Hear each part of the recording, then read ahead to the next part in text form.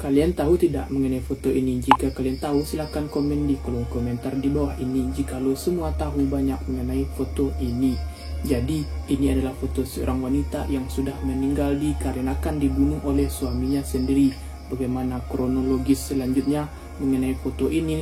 Bahkan kalian akan kesulitan percaya atas hal-hal yang gue bahas, yang sebenarnya ini adalah kisah nyata yang terjadi di negara Guatemala, bukan di dekat rumah lo, yang dimana ada seorang warga di desa kecil di Guatemala yang mendengar suara teriakan yang tidak biasa dari rumah tetangganya. Lantas dia pergi untuk melihat, yang ternyata berteriak itu adalah seorang wanita yang di dalam kondisi kepalanya terbagi dua.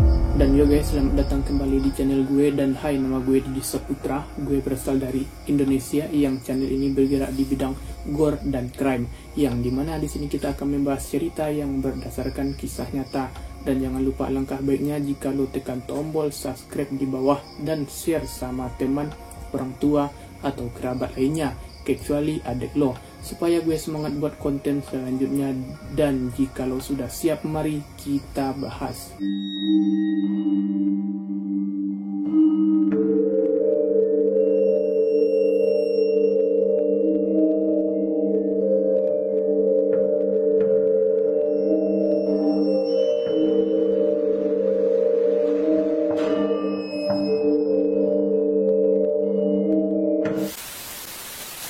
Pada tanggal 29 Oktober 2018, ada seorang wanita asal Guatemala yang bernama Alejandra Iko, yang pada saat itu berumur 32 tahun, yang sudah mempunyai suami yang bernama Mario Osvaldo, 42 tahun. Ya, mereka hidup di bagian pedalaman Guatemala, tepatnya di pelosok desa. Mereka sudah dikaruniai 3 orang anak yang masih di bawah umur. Jadi ini adalah kasus pembunuhan menggunakan sebuah parang yang brutal terhadap Alejandra, juga dikenal sebagian besar di forum berita dunia sebagai Miss Pac-Man karena luka di bagian kepalanya itu menganga seperti video game Mr. Pac-Man. Yang pasti kalian pasti juga tertarik mengenai video ini. Banyak juga orang yang membagikan video ini, yang membuat video ini menjadi daya tarik tersendiri bagi mereka. Dan video ini juga banyak menghasilkan hujatan bagi para netizen, khususnya di Guatemala, melalui jejaring sosial, forum, deep web, dan sebagainya, yang dikatakan ini adalah hal yang terburuk yang pernah mereka lihat sebelumnya. Dan karena itu gue pun tertarik untuk membahasnya di video kali ini. Videonya baru dirilis pada sekitaran tahun 2018 hingga 2019 awal, tapi banyak kebingungan mengenai video ini dan kasusnya, mengapa tindakan kekerasan ini terjadi.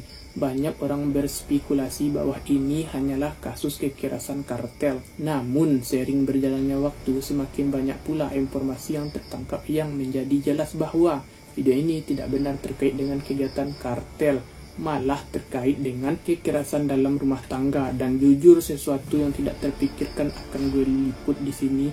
Dan gue juga tidak memiliki pengalaman dalam kekerasan rumah tangga, ya karena gue belum merasakan berumah tangga. Dan gue juga tidak mengenal siapapun yang terkena dampak kekerasan dalam rumah tangga. Gue juga nggak nyuruh lo buat komen rumah tangga lo di kolom komentar. Dan pasti ada orang tertentu yang pernah mengalami kekerasan dalam rumah tangga. Jika lo pernah mengalami, silahkan di komen di bawah ini. Jadi anggap saja video ini pelajaran bagi kita semua, supaya rumah tangga kita aman terkendali, dengan menyelesaikan masalah dengan kepala yang dingin tanpa ada sedikit pun emosi. Jadi ini terjadi di dalam sebuah kamar tidur. Dia dibacok dan dipotong-potong dengan parang oleh suaminya sendiri, yakni Mario Osvaldo. Setelah serangan itu, Mario Osvaldo melarikan diri. Menurut beberapa tetangga, di malam hari mereka mendengar tangisan teriakan minta tolong. Tapi karena takut, mereka mengurungkan niat mereka untuk memeriksa rumah dari Alejandra ini. Dan melihat Osvaldo pergi melarikan diri, baru tuh si tetangganya Alejandra itu melihat ke lokasi. Untuk kepentingan cerita, kita sebut saja nama tetangganya Alejandra itu Ramirez. Setelah Osvaldo pergi, baru tuh Ramirez datang untuk memeriksa apa yang terjadi. Ramirez pun notice masuk ke kamar Alejandra, dan apa yang Ramirez lihat sangatlah mengerikan. Lalu Ramirez memanggil kepolisian setempat dan layanan darurat, tapi karena tempat tinggal mereka lumayan jauh dari akses kota terdekat, sekitar 45 menit dari kota terdekat, jadi pergerakan polisi dan ambulan pun sangat-sangat terlambat. Dan pada akhirnya sampai juga tuh layanan darurat di tempat kediaman Alejandra. Tapi Alejandra ditemukan dalam keadaan meninggal sebelum para medis dan aparat polisi datang. Dan yang lebih parah lagi adalah Ramirez ini sempat merekam keadaan Alejandra sebelum dia meninggal, yang menunjukkan akibat dari serangan itu dan saat terakhir yang sangat menyakitkan.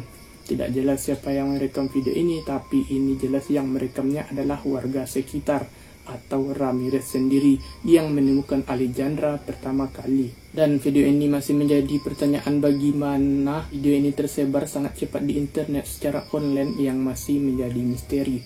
Terkait kejahatan tersebut masih banyak spekulasi yang tersebar di media sosial mengenai motif dan rumor yang terus-menerus berdatangan bahwa Alejandra berselingkuh dari Osvaldo dan membentak Osvaldo, dan inilah hasilnya. Jujur gue juga yakin itu hanyalah narasi yang dibuat begitu saja. Fakta dan laporan menunjukkan bahwa tetangga Mario sempat tuh mencoba mengusir Mario dari kampung karena dia lebih cenderung seperti orang yang agresif dan temperamen ke masyarakat, baik itu wanita ataupun pria.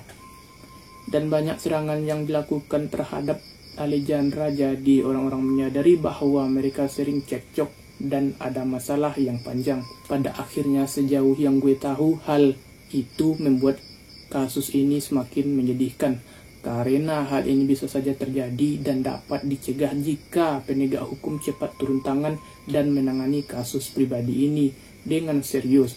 Dan fakta menyedihkan lainnya dari kasus Alejandra adalah bahwa Alejandra bukan salah satu korban, tapi dia meninggalkan 3 orang anaknya yang tidak lagi mempunyai ibu atau ayah, dan diduga mereka ada di rumah selama pembunuhan tersebut. Pada tanggal 1 November 2018, akhirnya Mario ditangkap tak lama berselang kejadian itu, dan gue berasumsi bahwa dia dipenjara dan mudah-mudahan saja dia tidak pernah keluar. Jadi apa yang terjadi di kasus ini yang terpenting dan yang patut diketahui bahwa ada versi yang berbeda yang gue lihat sekitar berdurasi 1 menit yang terbuka di dalam ruangan yang gelap, dan suara teriakan yang kamera menyorot ke lantai dan diperlihatkan sebuah senter yang mengasih sedikit pencahayaan dan perlihatkan potongan tangan yang pada saat itu Alejandra masih hidup dan berteriak. Setelahnya kamera pun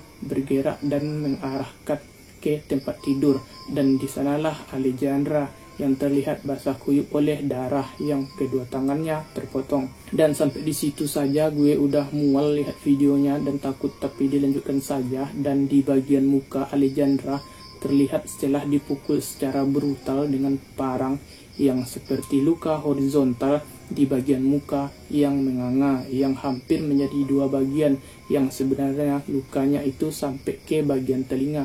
Pokoknya lukanya ada di separuh wajah, tepatnya di tengah hidung, dan itu adalah sayatan horizontal, yang karena itulah video ini disebut Miss Pac-Man, dengan luka yang menyerupai game Pac-Man yang sangat luas area lukanya.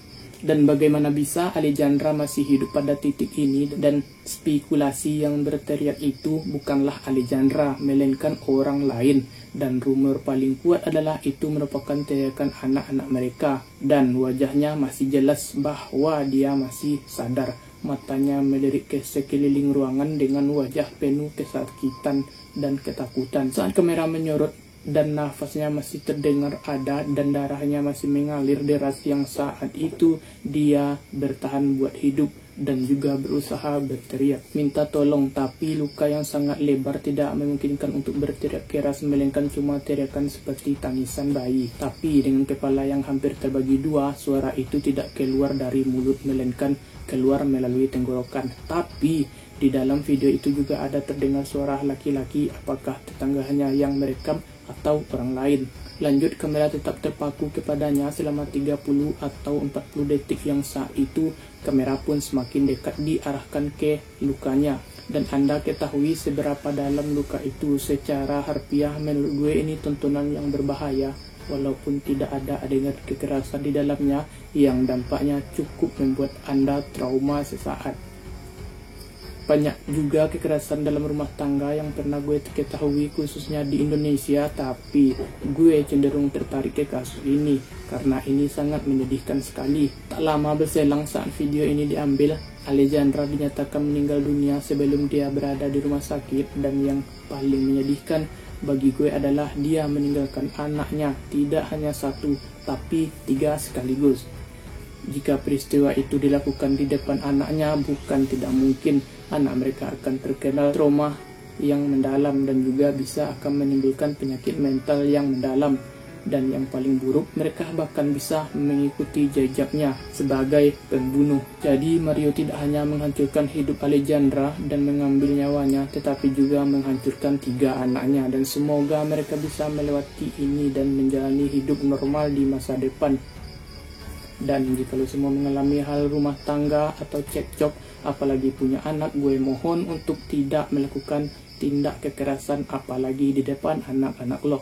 So, jadi itulah saja pembahasan dari video kali ini, yang dimana penjelasannya cukup lengkap di sini. Lo nggak perlu nontonnya langsung dan nggak perlu nanya spoiler dan konteks lagi. Yang terpenting lo tahu saja tentang berita ini pun sudah cukup. Dan yang terakhir, gue pamit undur diri dari hadapan kalian semua. Bertemu lagi di konten-konten berikutnya. Gue Didis pamit undur diri.